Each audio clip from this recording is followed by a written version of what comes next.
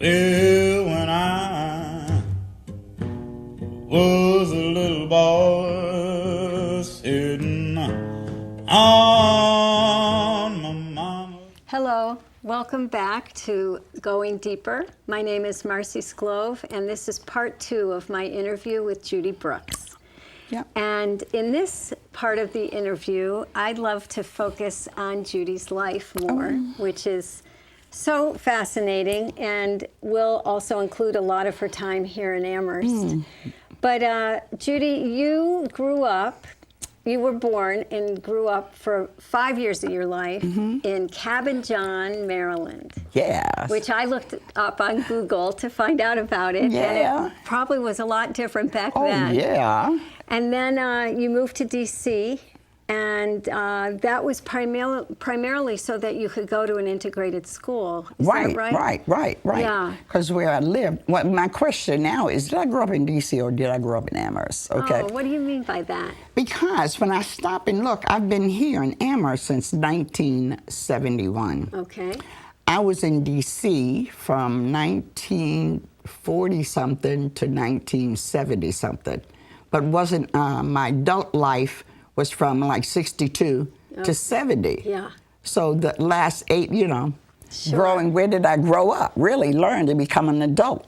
Right. But the things that I learned in Washington, D.C. through my college years, because I went to a black college, and because that goes back to being a Maryland product. All of my aunties and everybody were all school teachers, and you only had black colleges to go to be a school teacher. So I went to Bowie State, and that's where most of my family graduated from, and most of them are teachers.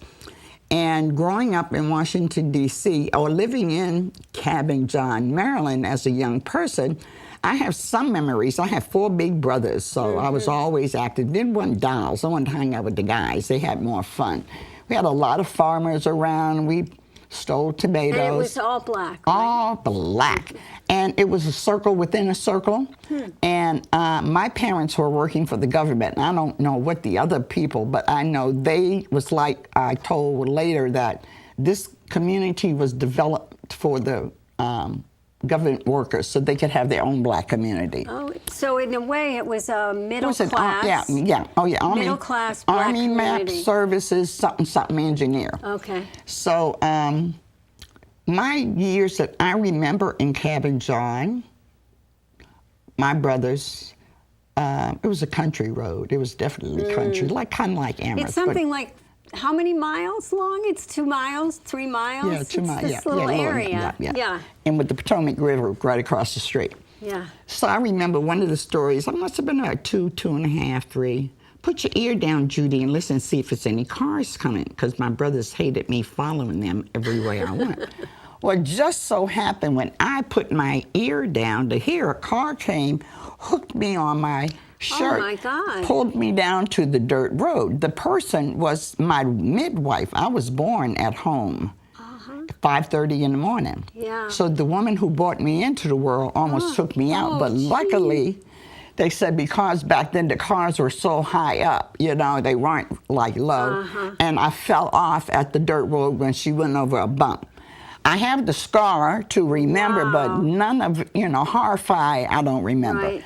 I know my brothers probably all got in trouble from my mom, but that I remember. And then riding, we lived in order to get into D.C., it was like a trolley ride. And we lived at the last stop, and we had to walk 2 miles home to go. So we would walk down, get on a trolley, pass by this huge amusement park called Echo Park. And I would ask, how come we can't go there? And would stop, like deliberately stop right in front so you could see all the kids. Oh, wow. Glen Echo Park, having fun. And we couldn't get off because we were Negroes. Wow. And Negroes weren't allowed in the park. Oh, my goodness. Okay. So it's okay, you go by there and did that, but I could care less what was happening outside of my inner circle because all the fun was there. Yeah. Our neighbors set up sheets and showed us cartoons from, and then when I moved into Washington, D.C. to go to school, I went to all black school. Oh, you did? All black community, because it wasn't integrated, remember, in 1949. Right. So I was well protected and happy as a lark. Yeah. I had my social group. We had our fun things to do. We had our movies to go to, which was, now there are no movies. I think one they reopened, and it's very expensive to go to. The Howard Howard Theater, where we would go and see live music and all that. And all of my classmates. So you went to school, elementary school with people, graduated with them, the same people. It was a neighborhood. Didn't know about the issues other than what I heard from conversations within my house when we would go down south. My father was from North Carolina, so in the car going down, Judy, don't say this, Judy, don't do this, behave, da-da. So I remember one time going down, we stopped to get some gas or something, and I wanted a Coke. Don't get out the car. I got out the car. I went in, got me a Coke. The man said, we don't serve niggas. I said, oh, I don't eat them. Got my Coke and came out and got back in the car. He came out and I guess reprimanded me and told my father, and I know we sped off after he left there. So that was then. Pretty brave. Oh yeah, but yeah, I didn't know what he was talking about. We don't, you know. So not until I got to high school, the whole racial thing started. How come Alabama and seeing kids being washed with the, you know. Sure. So that was in the early 60s? Right. When then down on campus, I was going to an all-black campus. Word got out that they were going to close our campus. Yeah. Oh, no, they weren't. So we formed a group of students, got a bus, went down to Agnew, was the governor of Maryland at that time, and we had our protests of not to close our school because it was a black school. Right. And they were taking away our federal monies in order to start. So we said, no, went to jail and did all those things. But, I mean, you know, they didn't know what to do with us. Called our parents, we came and got us back. That was my first beginning of organization for a cause and understanding what this whole thing of being black was about. Okay, I graduated from Bowie, became a teacher in Prince George's County. Had to go to my AP teachers meetings. There was a black caucus within that group. Never did we have a black representative elected from Prince George's County to go to the National Education Association, okay? This is when Martin Luther King and all that stuff is all buzzing down in the South and all this is going. Prince George's County is one of the most racist counties there existed right outside of Washington, D.C. So we formulated the Black Teachers Caucus, and we would have our meetings. And my mom used to say I was going to and I was a Black Panther. We'd go into our Panther meetings, but we had connections of working and organizing with SNCC, who was out of the Martin Luther King group, so we all became SNCC. Had the opportunity of meeting Martin Luther King and organizing and working, to make a long story short. So I became active, fighting for my rights and understanding this whole black situation. Here I go teaching 1966, 67, Bladensburg Elementary School, okay? All white, 4 black teachers. That's what you were saying before. Only black second grade teacher. I'm in a big school. It's a special school because on the second floor and only dealt with hearing and speech language. You had kids in your classroom that were speech and language impaired. So the riot, you know, breaking out, the whole thing. Never paid any attention. The kids never called me any certain nothing. Martin Luther King was assassinated. All the white teachers came to my room that day, apologized. You know, okay. So the black teachers all got together and said, let's walk out. So before we got to school that day, we all decided we were going to wear black. And we did. We met. And we did. And then And you were walking out for what reason? Just the protest. Okay. Okay. How you were treated, or just to show how we felt about the whole situation. Okay. Why would you assassinate somebody who was trying to bring? I see. So after that, the bomb threats began in Bladensburg Really? Elementary School because Big Mouth here wanted to start doing some teaching Black history. So the Black teachers got together and said, this is what we're going to present. So we had this big meeting one night with the community and the students and the teachers and the parents. So we were going to integrate Black history into our curriculum in Bladensburg Elementary School. Huh. That started the next day, the phone calls came in. Wow. So that went on for a while, to the fact that Fort Meade had to send in the bomb squad to teach us how to get in the building, how to open drawers, how to die. I said, I know. So that you wouldn't set off a bomb. I said, well, I know how I get in my car, because I know they're going to blow mine up, you know?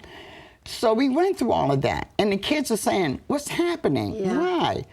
And There's always the kids. You know? the kids who had no idea that it was happening, and why their kids, their brothers were fighting, and all this integration is coming, you know, piling on. Okay.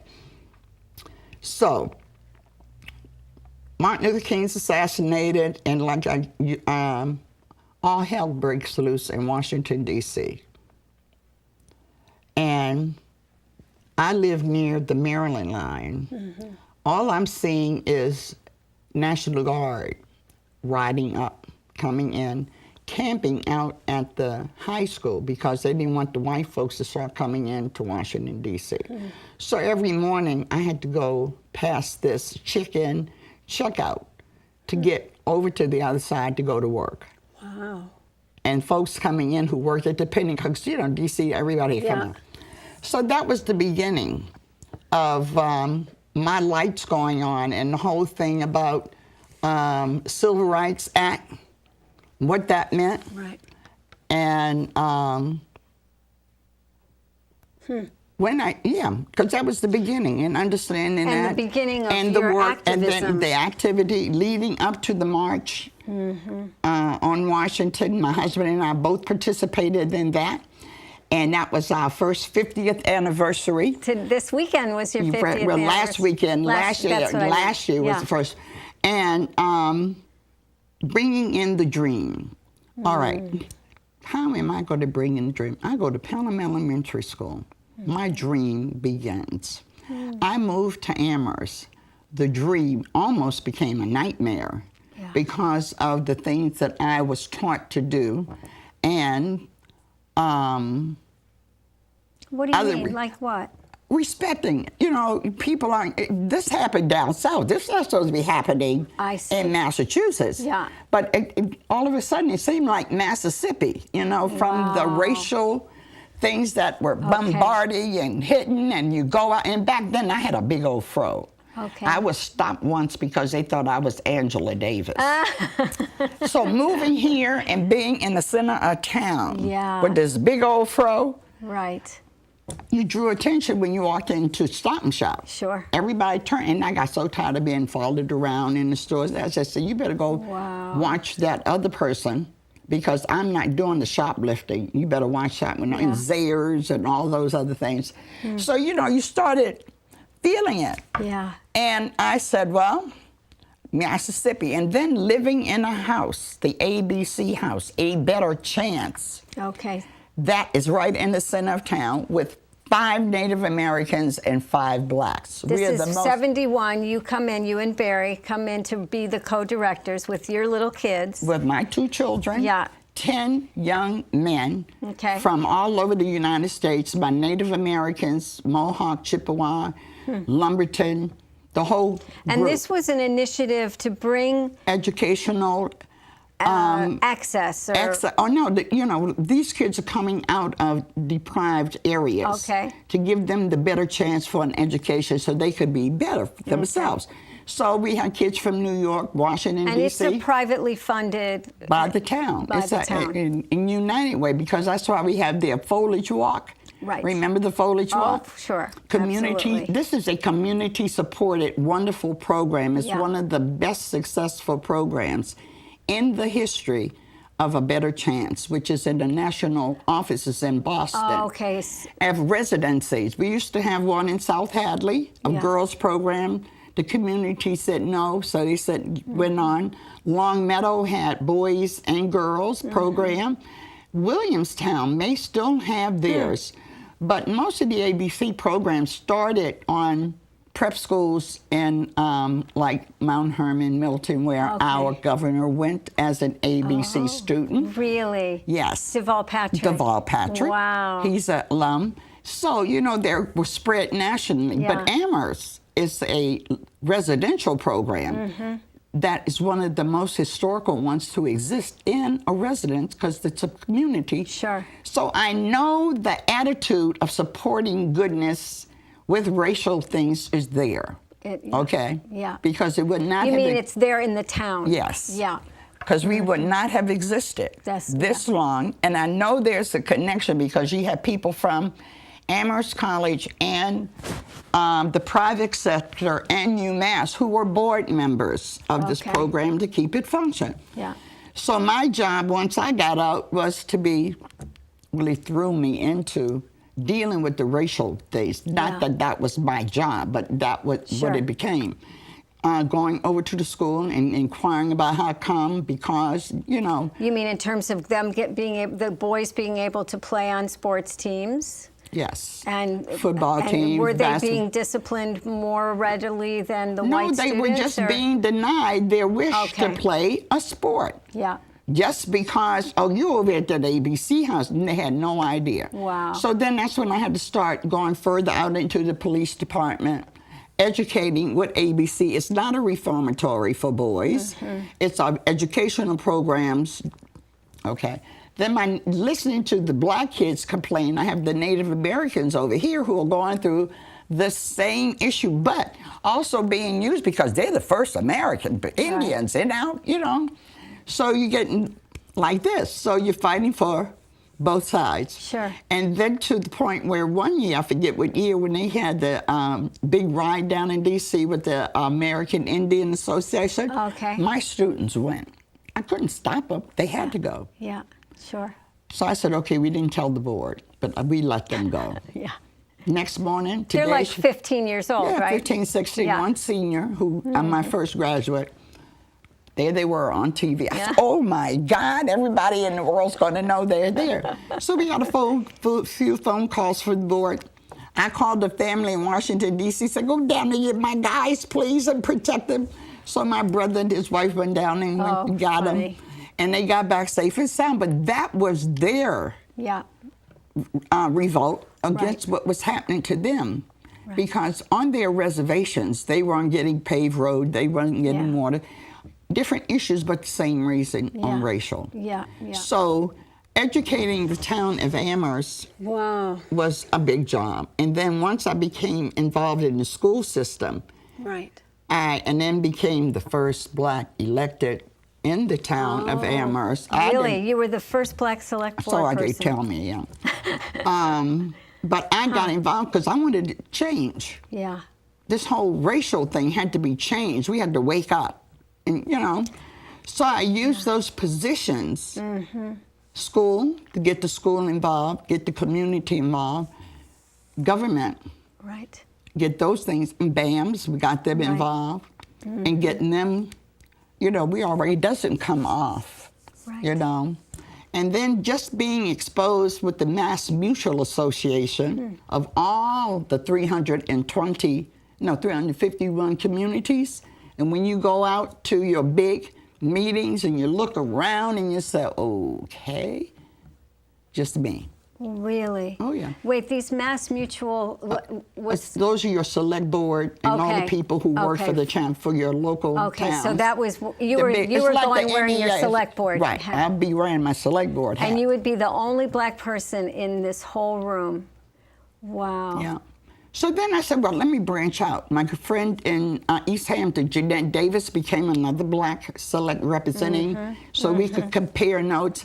Then we organized within the select board, WEMO, Women Elected Mass Officials. So I would be the only woman of color amongst this group, and we would all go up to Manchester by the Sea to have our summer luncheon with Edie Wilkinson. Oh, Edie. Yeah, Elise Campbell, Carolyn Holstein, and myself. Yeah. So we were the forerunners, and people would look at us from the outside, oh yeah, that's Amherst, you know, because we were so far ahead of things because of Edie Wilkinson. And the day that we had our 1992 becoming a more multicultural society, and that's the day Elise Campbell came up. Oh. And informed me. Did she remember? Yeah. So that even made it a better. So you mean came out as a lesbian? Right, and it was supporting those issues. Great. Yeah. So all of that came out. So the doors began to open, and things began to improve. But along the way, and as I said, we all think now when Gus Sayer came, those expectations that we had of ourselves weren't encouraged, or he had to change them to suit whatever dreams he wanted. Wow. And so from that point on, and then we had Hockman, who you know came in and stepped over and whenever, but there was never kept follow through. And as that happened, you had an influx of minorities, of people of color, people who had second languages. Sure. Then you had immigrants, Central Americans coming in. Our first immigrants were the Cambodian students who came into the school system. That's when we had Lao, you know, for the language. Then we had Spanish, and then we had others. But now, 21st century, is much different. It's how many languages? 78 or something, I forget. Some huge number. So it's huge. Very complex. And I can understand why the parents of today, because there is some anger, because if we had done for the black parents who were the pioneers, I would say, were listened to, and we worked together and not Band-Aid, we wouldn't be looking at the issues that we're dealing with today. And understandably, these people are angry. And I think some because of lack of education. On whose part? On maybe some of the school committee people, or some on both sides. On both sides, really. And it brings on ignorance. And when you don't know, you can't assume.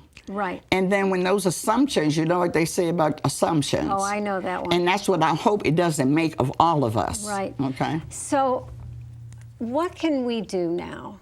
Well, I mean, we only have 4 minutes to, I know, but what I think, to really, you know, like change the world here. We can't change. I'm just going to concentrate on Amherst. Okay. Because this has been a 40-year thing for me. Okay. And seeing it go through, and seeing some success that even the battles that we fought before brought forth some improvements. So, and it wasn't easy getting all these people to come together, the superintendent, to agree to take multicultural courses, to, you know, in the curriculum. It had to have follow through. And then at the beginning of the years, incentives. And then for the minority recruitment, what incentives? So it was like, you know, we had to keep digging and keep fighting. And then we came up with BAMS. So if we could look at BAMS as a foundation. You know, it's also, with all these interviews I'm doing, what I'm hearing over and over again is how important having a sense of a very strong community, of segregated community initially. You know, you growing up in your black neighborhood and feeling so held in that. Julius Lester said the same thing in his childhood. You know, being held, knowing who you are. You were village. In yourself, knowing who you are. Confidence, And that's maybe part of it, too. We don't have a That's lacking. In the early 70s, when I moved here, from 71 to middle 80s, there was this black community. Oh, really? Because we were all graduate students. Okay. With children. Yeah. There were a few professionals that we brought, you know, people like the Dean of Education and Norma Jean Anderson. We had some good role models who were encouraging us, who were working with us. And then there was us. We had kids. There was no leisure services. So a lot of stuff, we had to build our own black community. And that in itself was the best part. Yeah. I don't see that anymore. Really? And our friends who are now retired and grandmas, who we now sit, and grandpas, we said, what happened? Wow. Where are they? Because our kids are all grown and gone.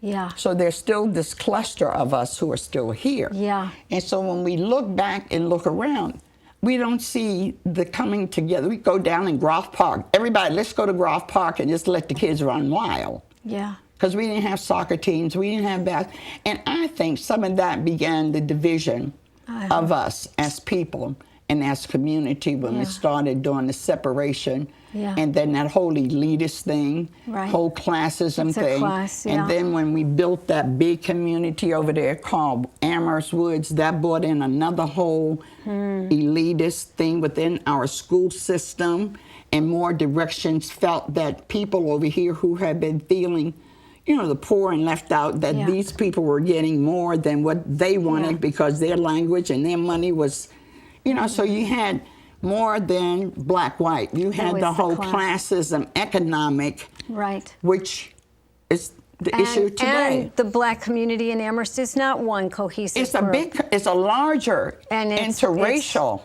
black community. You know, we all of us don't all speak English. We have Caribbeans, we have Africans, we have Cape Verdeans, we have a whole Puerto Ricans. You know, you have a whole mixture of different cultures, which then brings on different attitudes and different wants and things. And a lot of the issues may be second language that the teachers are not understanding, because I don't know how the second language program, or if it's overwhelmed, or if SPED is overwhelmed, it's bringing more pressure or unwanted pressure on teachers from the flack that we're getting over here from parents who don't think this group is doing what they're supposed to. So somehow these have to come up with some level, let's just respect here. Let's go back and do some history. Where did we break down? And now how can we bend the fences, and how can we go on? For the sake of the children. For the sake of the children.